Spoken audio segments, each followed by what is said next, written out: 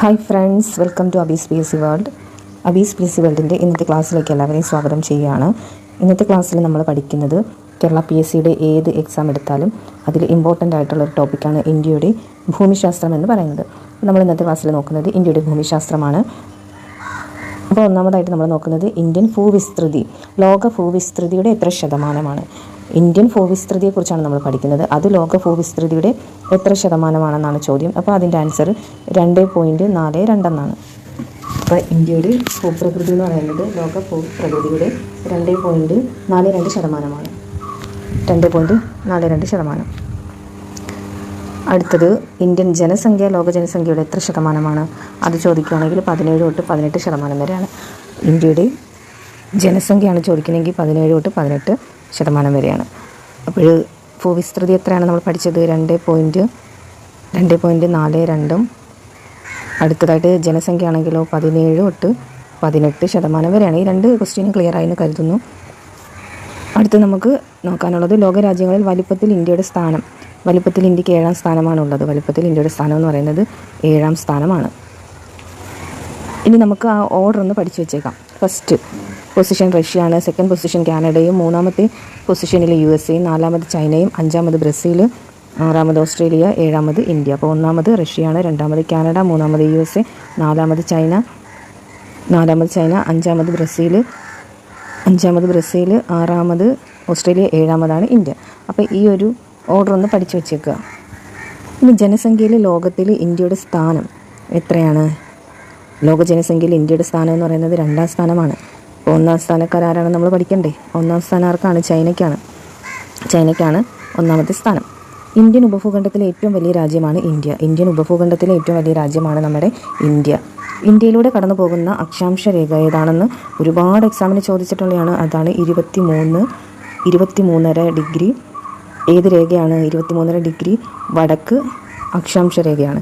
ഇന്ത്യയിലൂടെ കടന്നു പോകുന്ന അക്ഷാംശ രേഖയാണ് ഉത്തരായന രേഖ. അത് 23.5 ഡിഗ്രി വടക്ക് അക്ഷാംശ രേഖയാണെന്ന് പഠിക്കുക. ഇപ്പോൾ നമുക്ക് ഇനി പഠിക്കാനുള്ളത് ഉത്തരായന രേഖ കടന്നു പോകുന്ന ഇന്ത്യൻ സംസ്ഥാനങ്ങൾ. അതാണ് നമ്മൾ പഠിക്കുന്നത്. ഇതിന് നേരത്തെ ഞാനൊരു കോഡൊക്കെ സെറ്റ് ചെയ്ത് വെച്ചിട്ടുണ്ടായിരുന്നു. നമ്മുടെ ചാനലിൽ ഓൾറെഡി അപ്ലോഡ് ചെയ്തൊരു വീഡിയോ ആയിരുന്നു. രാമ, ജപമി, ഗുജറാത്താണ് പഠിച്ചു വെച്ചിരുന്നത്. നമുക്ക് ഈ ഒരു ഉത്തരായന രേഖ കടന്നു പോകുന്ന സംസ്ഥാനങ്ങളെ വളരെ എളുപ്പത്തിൽ പഠിക്കാം. അപ്പം ഗുജറാത്ത്, രാജസ്ഥാൻ, മധ്യപ്രദേശ്, ഛത്തീസ്ഗഡ്, ജാർഖണ്ഡ്, വെസ്റ്റ് ബംഗാൾ, ത്രിപുര, മിസോറാം. അപ്പോൾ നമ്മുടെ ആ ഒരു കോഡെന്ന് പറയുന്നത് രാമ, ജപമി, ഗുജത്ര എന്നാണ്. രാമ എന്ന് പറയുമ്പോൾ രാജസ്ഥാൻ, മധ്യപ്രദേശ്, ജപമി എന്ന് പറയുമ്പോൾ ജാർഖണ്ഡ്, പശ്ചിമ ബംഗാളാണ്, മിസോറാം, ഗുജത്ര എന്ന് വെച്ചാൽ ഗുജറാത്ത്, ഛത്തീസ്ഗഡ്, ത്രിപുര. അപ്പോൾ 8 സംസ്ഥാനങ്ങളിലൂടെയാണ് ഉത്തരായന രേഖ കടന്നു പോകുന്നത്. അടുത്തത് ഇന്ത്യയുടെ രാജ്യ അതിർത്തി തീരദേശത്ത് നിന്ന് വ്യാപിച്ചിരിക്കുന്നത് എത്ര മൈൽ വരെയാണെന്ന് ചോദിക്കുകയാണെങ്കിൽ അത് 12 നോട്ടിക്കൽ മൈൽ വരെയാണ് വ്യാപിച്ചിരിക്കുന്നത്. എന്താണ് ചോദ്യം? ഇന്ത്യയുടെ രാജ്യ അതിർത്തിയാണ് ചോദിക്കുന്നതെങ്കിൽ അത് 12 നോട്ടിക്കൽ മൈൽ വരെയാണെന്ന് ഓർക്കുക. അടുത്തത് ഇന്ത്യയുടെ തെക്കൻ അതിർത്തി ബംഗാൾ ഉൾക്കടലിൽ വ്യാപിച്ചിരിക്കുന്നത് എത്ര വരെയാണ്? 6 ഡിഗ്രി 45 മിനിറ്റ് ഉത്തര അക്ഷാംശം വരെയാണ് ഇന്ത്യയുടെ തെക്കൻ അതിർത്തി ബംഗാൾ ഉൾക്കടലിൽ വ്യാപിച്ചിരിക്കുന്നത്. ഇതങ്ങനെയൊന്നും ചോദിച്ച് കാണാത്തൊരു ചോദ്യമാണ്, എന്നാലും പഠിക്കുക. ഇന്ത്യയുടെ അക്ഷാംശീയ വ്യാപ്തിയും രേഖാംശീയ വ്യാപ്തിയും ഏകദേശം എത്ര ഡിഗ്രിയാണ്? ഇത് ഇമ്പോർട്ടൻ്റ് ആണ്. അത് 30 ഡിഗ്രിയാണ്. 30 ഡിഗ്രി വീതമാണ് ഇന്ത്യയുടെ അക്ഷാംശീയ വ്യാപ്തിയും രേഖാംശീയ വ്യാപ്തിയും. അടുത്തത് നമുക്ക് സ്റ്റാറ്റ്യൂട്ട് മൈൽ, നോട്ടിക്കൽ മൈൽ, ഇങ്ങനെ കുറച്ച് ഡീറ്റെയിൽസ് ഇവിടെ കൊടുത്തിട്ടുണ്ട്. അപ്പോൾ നമുക്കത് എന്താണെന്ന് നോക്കി പോകാം. സ്റ്റാറ്റ്യൂട്ട് മൈൽ എന്ന് പറയുമ്പോൾ 63,360 ഇഞ്ച്, നോട്ടിക്കൽ മൈൽ എന്ന് പറയുമ്പോൾ 72,960. 1 സ്റ്റാറ്റ്യൂട്ട് മൈൽ എന്ന് വെച്ചാൽ ഏകദേശം 1.6 കിലോമീറ്റർ ആണ്. 1 നോട്ടിക്കൽ മൈൽ എന്ന് പറയുമ്പോൾ ഏകദേശം 1.8 കിലോമീറ്റർ ആണ്. ഇതൊന്ന് ബേസിക്കായിട്ട് അറിഞ്ഞിരുന്നാൽ മാത്രം മതി. 2 രേഖാംശ രേഖകൾ തമ്മിലുള്ള അകലം ധ്രുവ പ്രദേശങ്ങളിലേക്ക് പോകുന്തോറും എങ്ങനെയാണ്? ഇതൊക്കെ സ്റ്റേറ്റ്മെൻറ്റിൽ ചോദിക്കാൻ ചാൻസ് ഉള്ളതാണ്. അപ്പോൾ നമുക്ക് അതൊന്ന് നോക്കാം. എന്താണ് ചോദ്യം? 2 രേഖാംശ രേഖകൾ തമ്മിലുള്ള അകലം ധ്രുവ പ്രദേശങ്ങളിൽ എങ്ങനെയാണെന്ന് ചോദിച്ചാൽ അത് കുറഞ്ഞാണ് വരുന്നത്. 2 രേഖാംശ രേഖകൾ തമ്മിലുള്ള അകലം ധ്രുവ പ്രദേശങ്ങളിൽ കുറഞ്ഞു വരുന്നു. 2 അക്ഷാംശ രേഖകൾ തമ്മിലുള്ള അകലം എല്ലായിടത്തും ഒരുപോലെയാണ്. അപ്പോൾ നമ്മൾ ആദ്യം പഠിച്ചത് എന്താണ്? 2 രേഖാംശ രേഖകൾ തമ്മിലുള്ള അകലം ധ്രുവ പ്രദേശങ്ങളിൽ പോകുന്തോറും കുറഞ്ഞു വരുന്നു. 2 അക്ഷാംശങ്ങൾ തമ്മിലുള്ള അകലം എല്ലായിടത്തും ഒരുപോലെയാണ്. അപ്പോൾ രേഖാംശ രേഖകൾ തമ്മിലുള്ള അകലമാണ് എങ്ങനെയാണ് ധ്രുവ പ്രദേശങ്ങളിലേക്ക് പോകുന്തോറും കുറഞ്ഞു വരുന്നത്. അക്ഷാംശങ്ങളാണെങ്കിലോ എവിടെ ആയാലും എല്ലായിടത്തും ഒരുപോലെ ആയിരിക്കും. ഇന്ത്യയുടെ അക്ഷാംശ മൂല്യം അനുസരിച്ച് തെക്ക് ഭാഗം സ്ഥിതി ചെയ്യുന്നത് ഇന്ത്യയുടെ തെക്ക് ഭാഗം സ്ഥിതി ചെയ്യുന്നത് എവിടെയാണ്? ഉഷ്ണമേഖലയിലാണ്.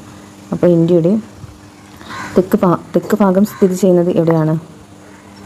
ഇന്ത്യയുടെ തെക്ക് ഭാഗം സ്ഥിതി ചെയ്യുന്നത് ഉഷ്ണമേഖലയിലാണ്. വടക്ക് ഭാഗമാണെങ്കിലോ ഉപോഷ്ണ അഥവാ ഉഷ്ണമിതോഷ്ണ മേഖലയിലാണ്. അപ്പോൾ തെക്ക് ഭാഗം സ്ഥിതി ചെയ്യുന്നത് ഉഷ്ണമേഖലയിലും വടക്ക് ഭാഗം സ്ഥിതി ചെയ്യുന്നത് ഉഷ്ണമേഖല അഥവാ ഉഷ്ണമിതോഷ്ണ മേഖലയിലാണ്. ഇന്ത്യയിലെ ഭൂരൂപങ്ങൾ, കാലാവസ്ഥ, മണ്ണിനങ്ങൾ, സ്വാഭാവിക സസ്യജാലങ്ങൾ എന്നിവയിൽ വൈവിധ്യങ്ങൾ ഉണ്ടാകാനുള്ള പ്രധാന കാരണം ഇന്ത്യ വ്യത്യസ്ത അക്ഷാംശീയ മേഖലകളിൽ വ്യാപിച്ചിരിക്കുന്നത് കൊണ്ടാണ്. ഇന്ത്യയിൽ ഭൂരൂപങ്ങളും കാലാവസ്ഥയും മണ്ണിനവും അതിനൊക്കെ തന്നെ സസ്യജാലങ്ങൾ ഇവയിൽ വൈവിധ്യം അതായത് വ്യത്യസ്തത ഉണ്ടാകാനുള്ള കാരണമാണ് നമ്മളിപ്പോൾ വായിച്ചത്. എന്താണത്? ഇന്ത്യ വ്യത്യസ്ത അക്ഷാംശീയ മേഖലകളിൽ വ്യാപിച്ചിരിക്കുന്നത് കൊണ്ടാണ്. അതാണ് നമ്മൾ തൊട്ട് മുമ്പ് പറഞ്ഞത്. എന്താണ്? ഇന്ത്യയുടെ തെക്ക് ഭാഗം എന്ന് പറയുന്നത് ഉഷ്ണമേഖലയിലും വടക്ക് ഭാഗം എന്ന് പറയുന്നത് ഉപോഷ്ണ മേഖലയിലോ അഥവാ ഉഷ്ണമിതോഷ്ണ മേഖലയിലോ അല്ലേ. അതുകൊണ്ടാണ് ഇന്ത്യയിൽ കാലാവസ്ഥയും മണ്ണിനവും ഈ സസ്യജാലങ്ങളും ഒക്കെ വൈവിധ്യം ഉണ്ടാകാനുള്ള കാരണം. രേഖാംശീയ മൂല്യങ്ങൾ പ്രകാരം ഇന്ത്യയുടെ കിഴക്ക് പടിഞ്ഞാറ് തമ്മിലുള്ള വ്യത്യാസം അത് 30 ഡിഗ്രിയാണ്. അപ്പോൾ രേഖാംശീയ മൂല്യങ്ങൾ കണക്കാക്കുമ്പോൾ ഇന്ത്യയുടെ കിഴക്ക് പടിഞ്ഞാറ് തമ്മിലുള്ള വ്യത്യാസം എത്രയാണ്? 30 ഡിഗ്രി വ്യത്യാസമാണ് ഉള്ളത്. ഇന്ത്യയുടെ കിഴക്ക് പടിഞ്ഞാറ് അറ്റങ്ങൾ തമ്മിലുള്ള ഏകദേശ സമയം 2 മണിക്കൂറാണ്. ഇന്ത്യയുടെ കിഴക്ക് പടിഞ്ഞാറ് തമ്മിലുള്ള ആ ഒരു സമയ വ്യത്യാസമാണ് നമ്മൾ നോക്കിയത്. 2 മണിക്കൂർ വ്യത്യാസമുണ്ട്. ലോകരാജ്യങ്ങൾ പൊതുവെ മാനക രേഖാംശയായി പരിഗണിക്കുന്നത് എന്താണ്? 7 ഡിഗ്രി 30 മിനിറ്റിൻ്റെ ഗുണിതങ്ങളായ രേഖാംശ രേഖയാണ്. USA സമയമേഖലയുടെ എണ്ണം. ഇപ്പോൾ ഒരു കൃത്യമായ നമ്പർ ഇവിടെ തന്നിരിക്കുന്നുണ്ട്, ഇത് പഠിക്കുക. USA അതായത് അമേരിക്കയുടെ സമയമേഖലകളുടെ എണ്ണം എത്രയാണ്? 7 എണ്ണമാണുള്ളത്. 7 എണ്ണം. ഇപ്പോൾ ഇന്ത്യൻ മാനക സമയം ഗ്രീനിച്ച് മാനക സമയവുമായിട്ടുള്ള വ്യത്യാസം ഒരുപാട് തവണ PSC ചോദിച്ച് മടുത്ത ചോദ്യമാണിത്. 5 മണിക്കൂർ 30 മിനിറ്റ് ആണ് വ്യത്യാസം. ഇന്ത്യൻ മാനക സമയം ഗ്രീനിച്ച് മാനക സമയവുമായിട്ടുള്ള വ്യത്യാസമാണ് 5.5 മണിക്കൂർ അഥവാ 5 മണിക്കൂർ 30 മിനിറ്റ്. ഇന്ത്യയുടെ ഉപദ്വീപ് സമുദ്രത്തിലേക്ക് വ്യാപിച്ചു കിടക്കുന്നത് ഇത് പ്രദാനം ചെയ്യുന്ന തീരദേശ ദൈർഘ്യം 6100. ഇന്ത്യയുടെ ഉപദ്വീപ് സമുദ്രത്തിലേക്ക് വ്യാപിച്ചു കിടക്കുന്നു. ഇത് പ്രദാനം ചെയ്യുന്ന തീരദേശ ദൈർഘ്യം എന്ന് പറയുന്നത് 6100 കിലോമീറ്ററാണ്. ഇനി നമ്മൾ ടെക്സ്റ്റ് ബുക്ക് ഫാക്ട്സിലേക്കാണ് പോകുന്നത്. നോക്കാം. വിസ്തീർണമാണ് നമ്മൾ നോക്കുന്നത്. ഇന്ത്യയുടെ 32,87,263 32,87,263 ചതുരശ്ര കിലോമീറ്റർ ആണ് ഇന്ത്യയുടെ വിസ്തീർണമെന്ന് പറയുന്നത്. കര അതിർത്തിയാണെങ്കിലോ 15,106.7 കിലോമീറ്റർ. കരയുടെ അതിർത്തിയാണ് 15,106.7 കിലോമീറ്റർ. ഇനി നമുക്ക് കടൽ തീര ദൈർഘ്യമൊക്കെ നോക്കാം. 7,516.6 കിലോമീറ്റർ. 7,516.6 കിലോമീറ്റർ ആണ് എന്തെന്ന് പറയുന്നത് നമ്മുടെ കടൽ തീര ദൈർഘ്യം എന്ന് പറയുന്നത്. ഇപ്പോൾ 7,516.6 കിലോമീറ്ററാണ് കടൽ തീര ദൈർഘ്യം. തെക്ക് വടക്ക് നീളം 3,214 കിലോമീറ്ററാണ്. കിഴക്ക് പടിഞ്ഞാറ് ദൈർഘ്യം 2,933 ആണ്.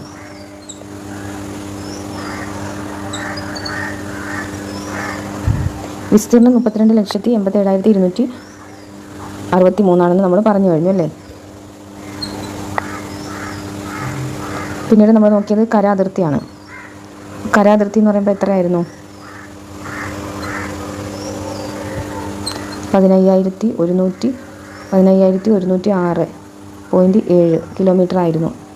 പിന്നീട് നമ്മൾ നോക്കിയത് കടൽ തീര ദൈർഘ്യം 7,516.6 കിലോമീറ്റർ. തെക്ക് വടക്ക് നീളം 3,214.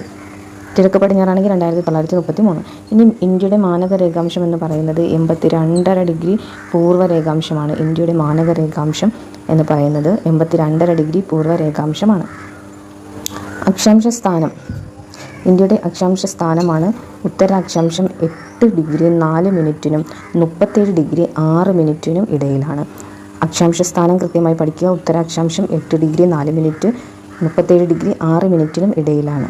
രേഖാംശ സ്ഥാനം പൂർവ്വ രേഖാംശം എന്ന് പറയുമ്പോൾ 68 ഡിഗ്രി 7 മിനിറ്റും 97 ഡിഗ്രി 25 മിനിറ്റിനും ഇടയിൽ.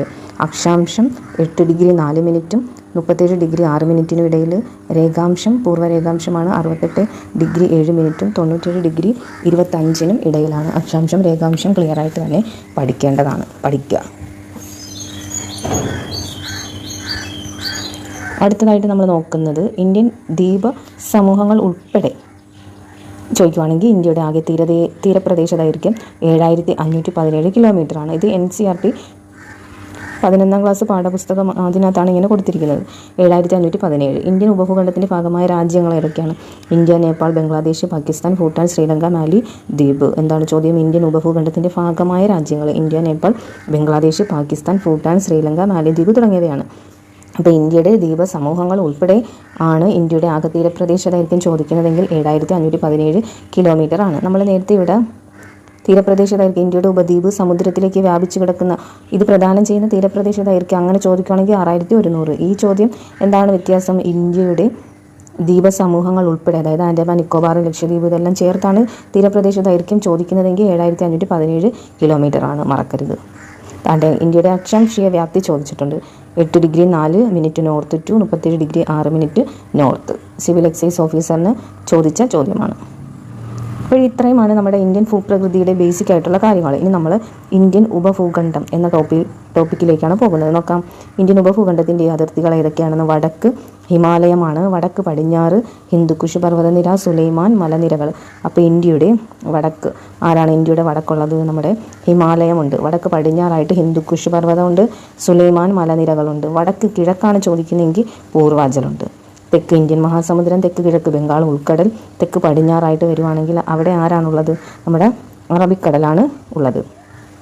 അപ്പം ഈ അതിർത്തികൾ ഒരിക്കലും മറക്കാൻ പാടില്ലാത്തതാണ്. വടക്ക് നമ്മുടെ ഹിമാലയമുണ്ട്, വടക്ക് പടിഞ്ഞാറ് ഹിന്ദുക്കുഷ്, കൂടാതെ തന്നെ സുലൈമാൻ മലനിരയുണ്ട്. വടക്ക് കിഴക്കാണെങ്കിൽ പൂർവാചൽ വരും, തെക്കാണെങ്കിൽ ഇന്ത്യൻ മഹാസമുദ്രം, തെക്ക് കിഴക്ക് ചോദിക്കുകയാണെങ്കിലാണ് ബംഗാൾ ഉൾക്കടൽ, തെക്ക് പടിഞ്ഞാറാണെങ്കിൽ അറബി കടലുമാണ്.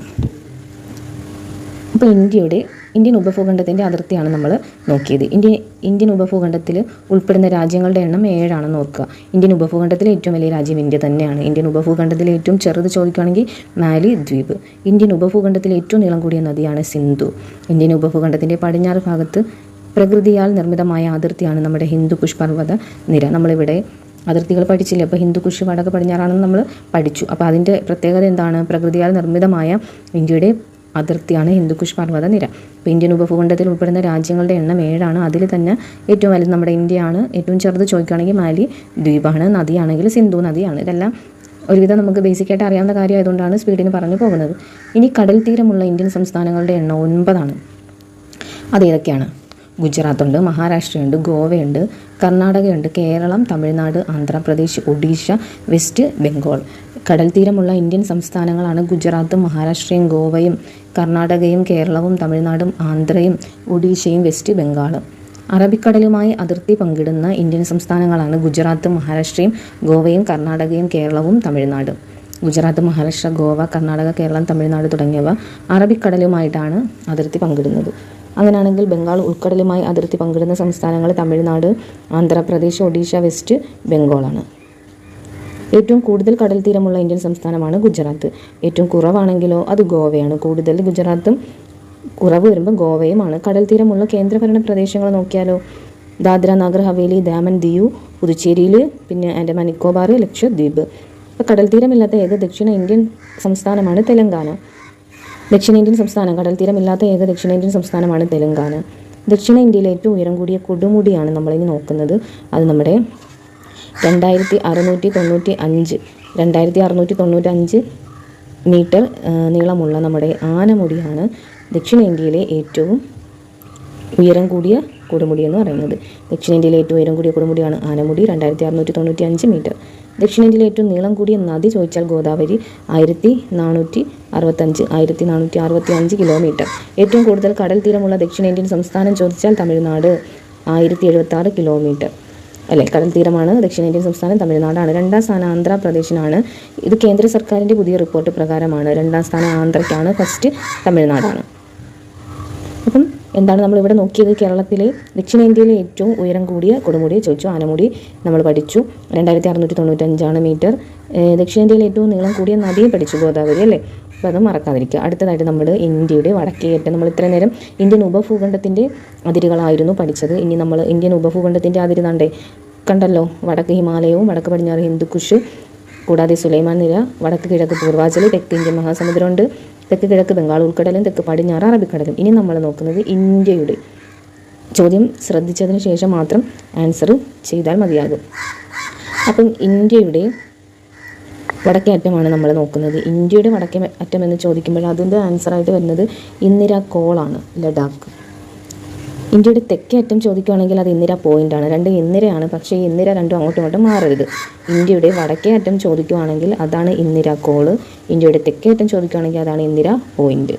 ഇന്ത്യയുടെ കിഴക്കേ അറ്റം കിബിത്തു ആണ്. എവിടെയാണത്? അരുണാചൽ പ്രദേശിലാണ് കിബിത്തു. ഇന്ത്യയുടെ പടിഞ്ഞാറേ അറ്റം ബിഹാർ, മോത്തി, ഗുജറാത്ത്. അത് നമുക്കറിയാമല്ലോ ഒരുവിധം. ഇന്ത്യൻ ഉപദ്വീപിൻ്റെ തെക്കേ അറ്റം ചോദിക്കുകയാണെങ്കിൽ അത് കന്യാകുമാരിയാണ്. ഇന്ത്യൻ ഉപദ്വീപിൻ്റെ തെക്കേറ്റം എന്ന് പറയുന്നത് നമ്മുടെ കന്യാകുമാരിയാണ്. ഇന്ത്യൻ ഉപദ്വീപിൻ്റെ തെക്കേറ്റം ചോദിക്കുകയാണെങ്കിൽ അത് കന്യാകുമാരി, തമിഴ്നാട്. അപ്പോൾ ഒന്നുകൂടെ നോക്കാം നമുക്ക്. ഇന്ത്യയുടെ വടക്കേ അറ്റം ഏതായിരുന്നു? ഇന്ത്യയുടെ വടക്കേ അറ്റം ഇന്ദിരാ കോളാണ്. ഇന്ത്യയുടെ തെക്കേ അറ്റമാണ് ഇന്ദിര പോയിൻ്റ്.